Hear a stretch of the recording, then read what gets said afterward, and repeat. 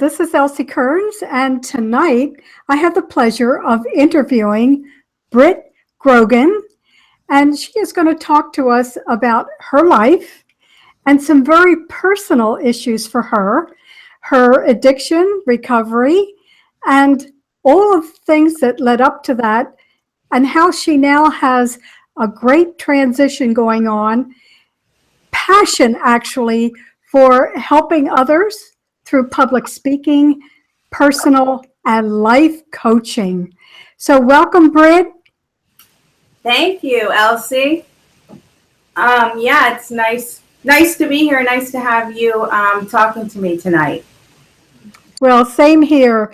So, Britt, I want you to begin to tell us about your early life. I know that you were a great athlete. You studied business in college, and you really made great strides along that corporate ladder. So why don't you take us through a little bit of your life? Okay, yeah.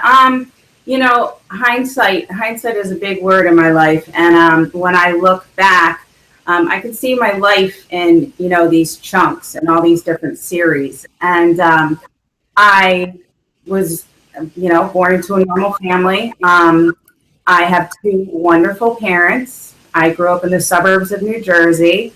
And, I had a brother. And as a kid, I was an anxious kid. But I went from that to moving to Kansas and from New Jersey. And when I moved to Kansas from New Jersey in high school, my life took a change. And I went from, not being a dime a dozen in New Jersey to, being popular, because my freshman year I played varsity sports. And, I fell into that scene, and I was in the sports scene and pretty much in the popular group the rest of my high school years. And the reason I say that is not to gloat, but it adds to my story of, getting into things too early that I probably wasn't wanting to, peer pressure, all those kinds of things, that I probably, started a partying life and things like that earlier than some. A lot of college and high school kids are out there doing that now. But anyway, I went from high school doing well, graduated with honors, to going to college.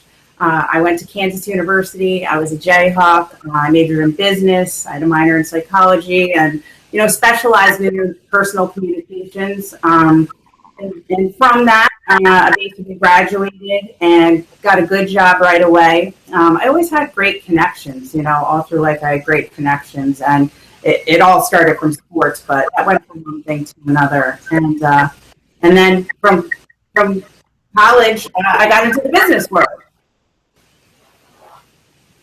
So tell us a little bit about you. You just spoke about peer pressure, but that's nothing like the kind of pressure that you and I discussed the other day about being in business and kind of the way that you moved up that corporate ladder.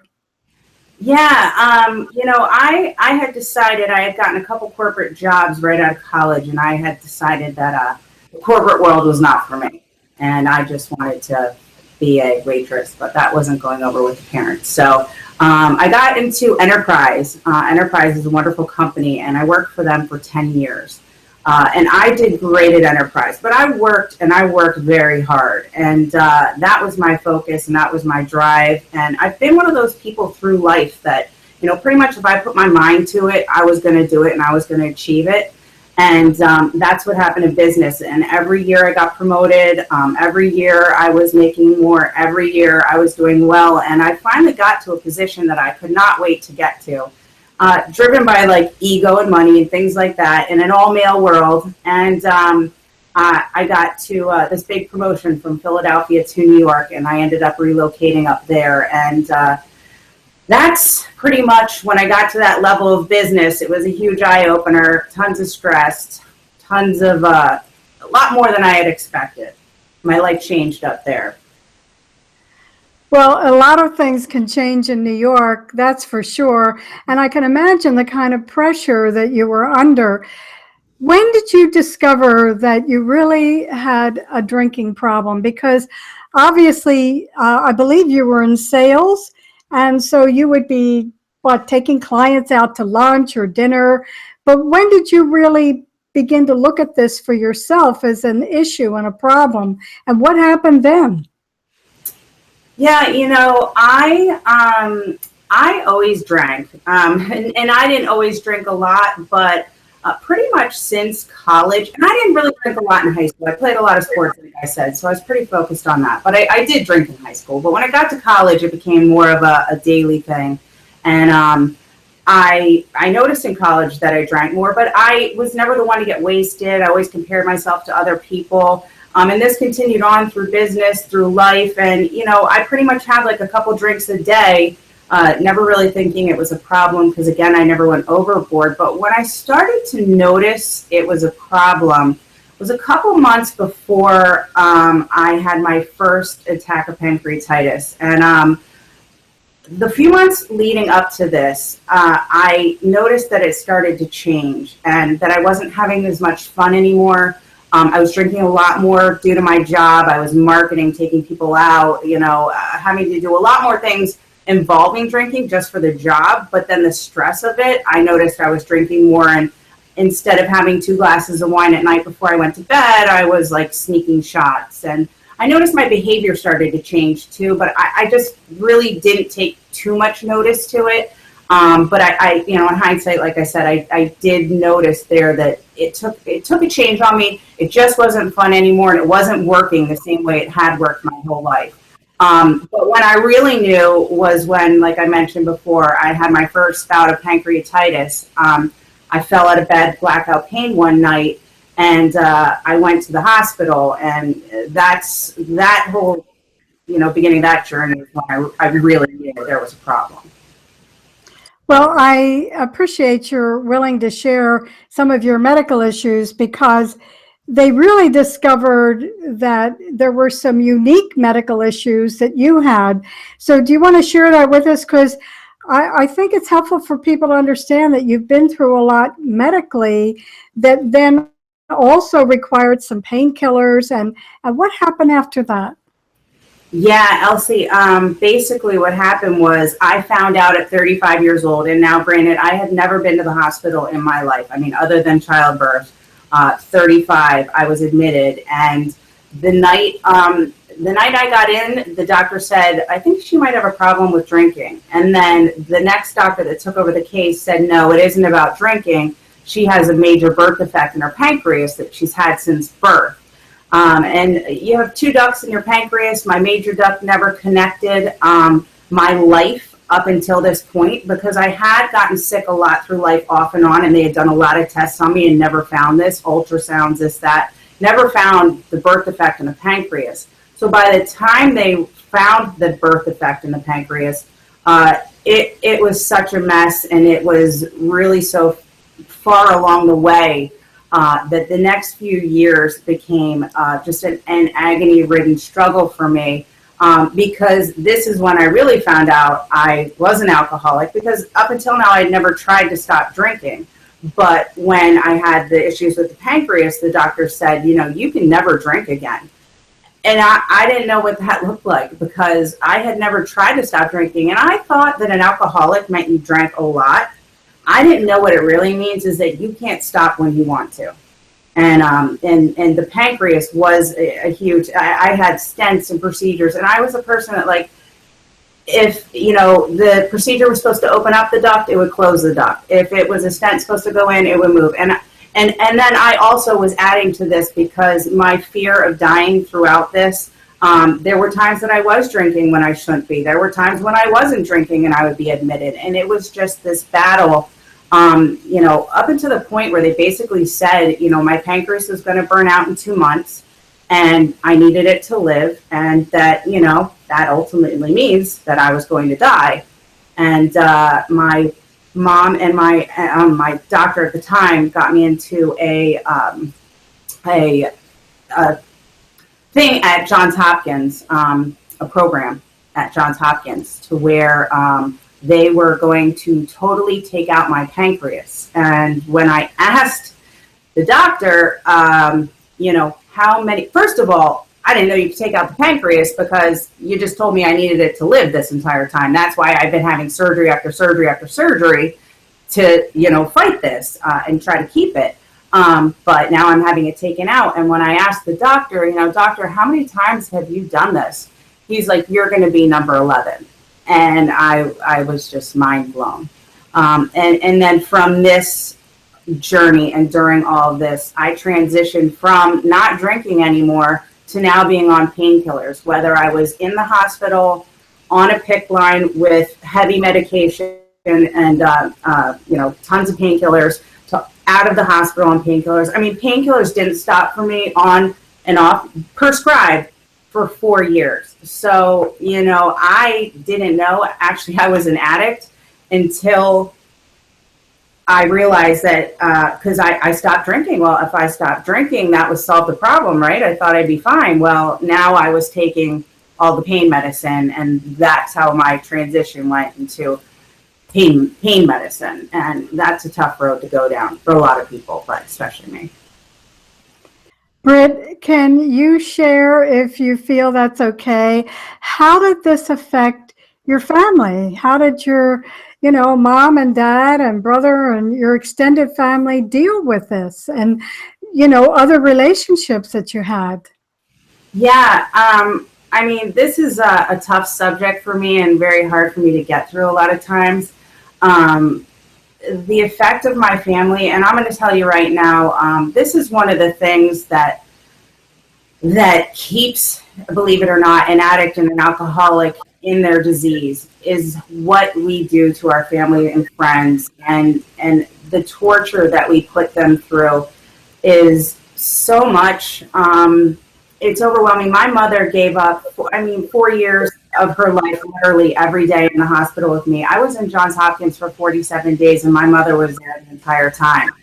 Up until that point, I had been there, on and off for years. So, in the hospital for years, some years in the hospital more than out. And she was there every day, every night. And it devastates a family to, number one, watch you killing yourself through this addiction. Number two, the stealing, the lying, everything associated with the disease. When I first went to a psychiatrist and she told me that I was an alcoholic, do you know what a relief it was? Because now I wasn't this horrible person that was lying, sneaking, stealing. My behavior changed so disgustingly and dramatically. It wasn't how I was raised. It wasn't who I thought I was. It wasn't what I was doing my whole life. And then I was this person, this person that I didn't even recognize myself in the mirror. And, again, what I say is the families suffer the most, and it's probably what keeps the addict and the addiction is the reality of what you're doing to everyone around you, and the reality of the fact that you can't stop it, and you're not trying to do it to anyone, and you're not trying to hurt anyone, but you're killing people along the way, and it's devastating, and it hurt a lot of. I fortunately, from the beginning of my battle with addiction, I've been the one that's called myself out. I've been the one that said, look, I'm out of control drinking, I need help, or I'm out of control on pain medicine, I need to go to rehab. And, my family members and friends, because we're, as addicts and alcoholics, we're pretty good at hiding it and sneaking it, and we're pretty good at fooling people. And people didn't know the depths of what I was doing and where I was. And,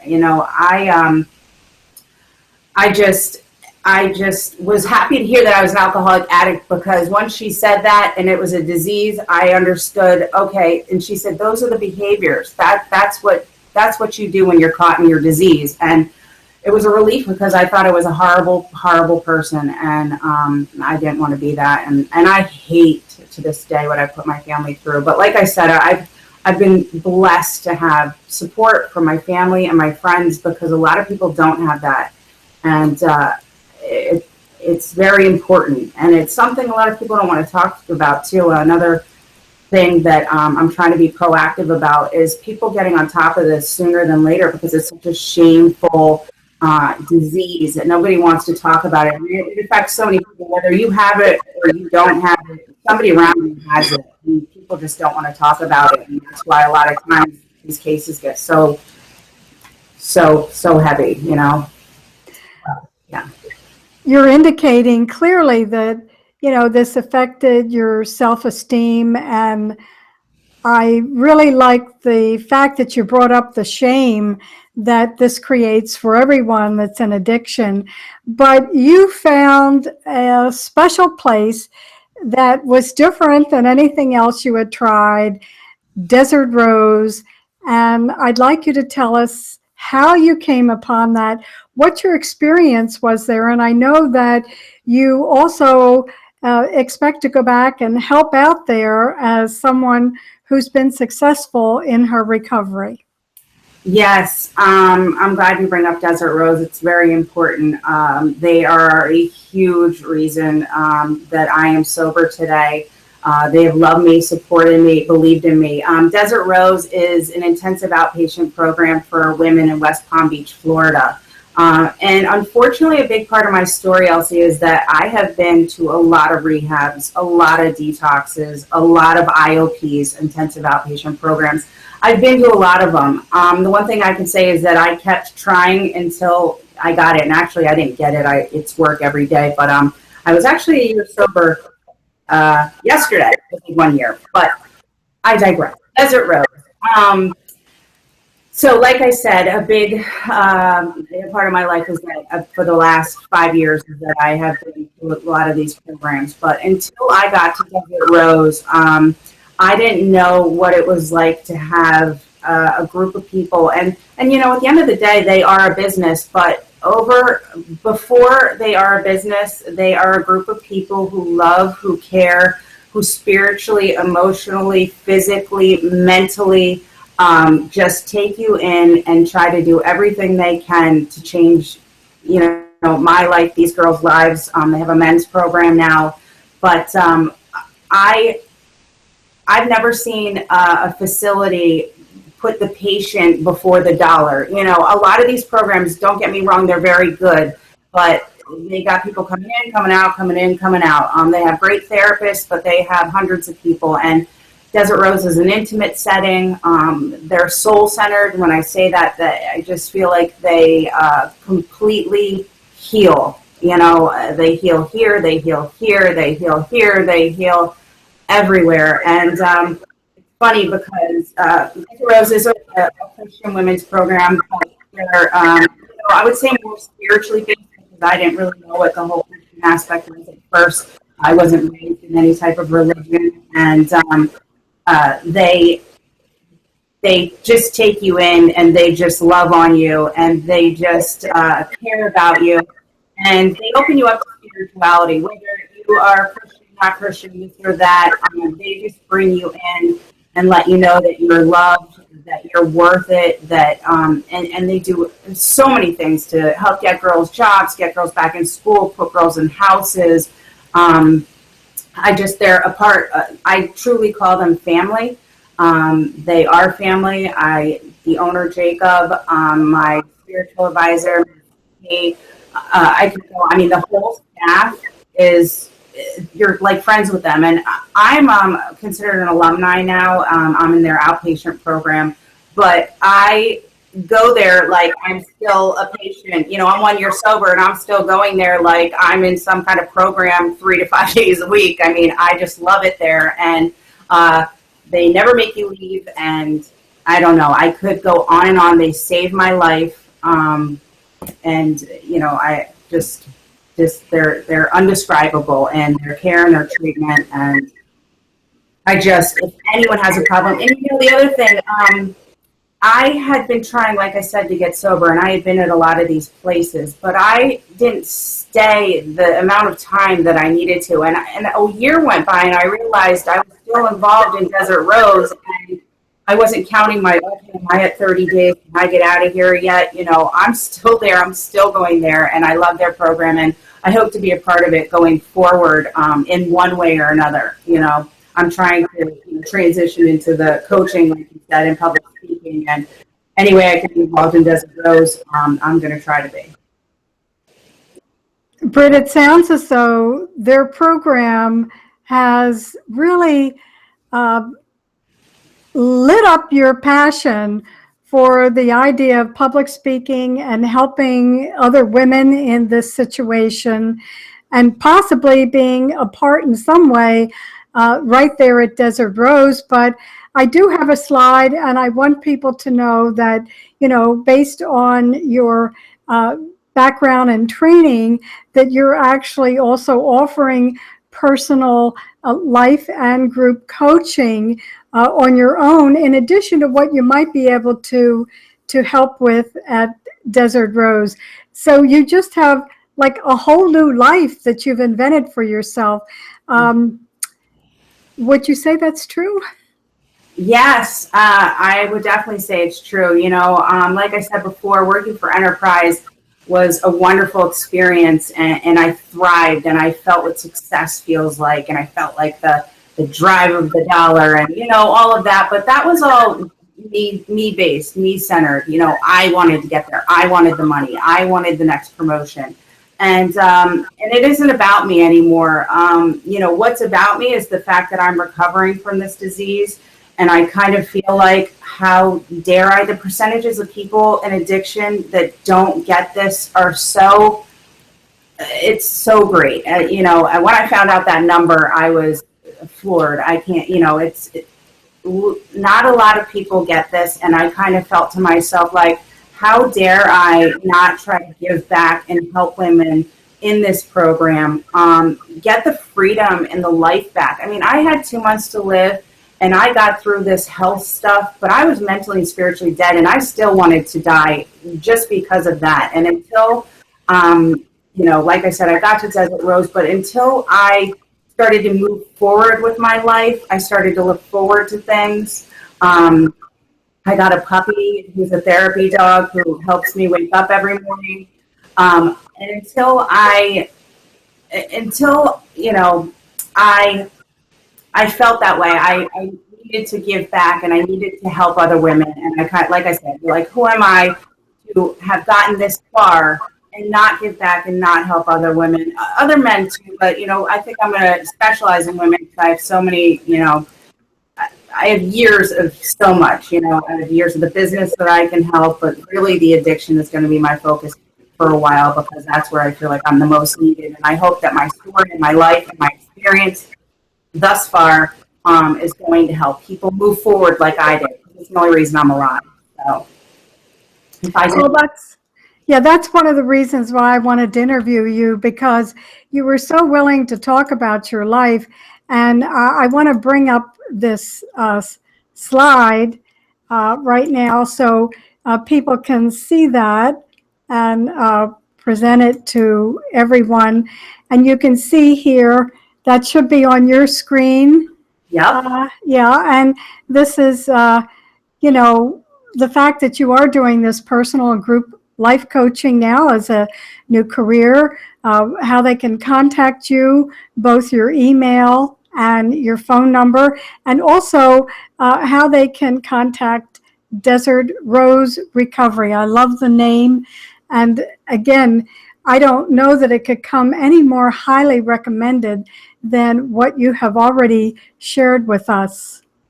Yes. I mean, if you want to recover from addiction and want to change your life, it is my recommendation for someone who has struggled with this for years and who is finally sober and free, thank God. And as far as the coaching and the group coaching and the public speaking, I'm passionate about it. I have a bunch of certifications already, and I continue my studies going forward to just keep gaining knowledge on how to help and how to help people move forward and change their lives. Great. So this is how to get in touch with Britt if you'd like to either invite her to come speak for you, or you would like some personal or group life coaching. And she in the future is going to step out and be doing that online as well, so that she can reach many people around the country and make her skills available and her passion in both speaking through online courses. And I know that you're going to look forward to doing that in the near future, Britt. So I can't tell you how much I appreciate your sharing this, because, you know, addiction is really close to everybody's heart. Everybody has someone in their family or someone they know that is struggling with addiction in one form or the other. And so to hear your inspiring story and how far you've come is really heartwarming. Oh, thank you, Elsie. I appreciate it. I appreciate it.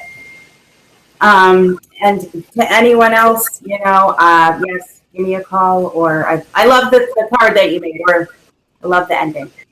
Great. So I'm going to put that slide up just one more time. I'd like to share that one more time for us. And just in case anybody has a question, we'll put that up there. This is how to get in touch with Britt. And also information if you want to call Desert Rose Recovery. Somebody is available to answer the phone 24/7 to help you. So don't hesitate to call Britt or Desert Rose. Yes. And yeah, so we'll look forward to having you come back and talk with us more and tell us how this new passion of yours is moving along. Well, thank you, Elsie. Thank you for taking all your time. I really appreciate it. Yeah. Congratulations on this new life you've created. And we'll look forward to hearing more from you, and especially that online work that will touch people around the world if needed. All right. Thank you so much, Elsie. I appreciate it. Okay. Have a great night. You too. Bye. Bye.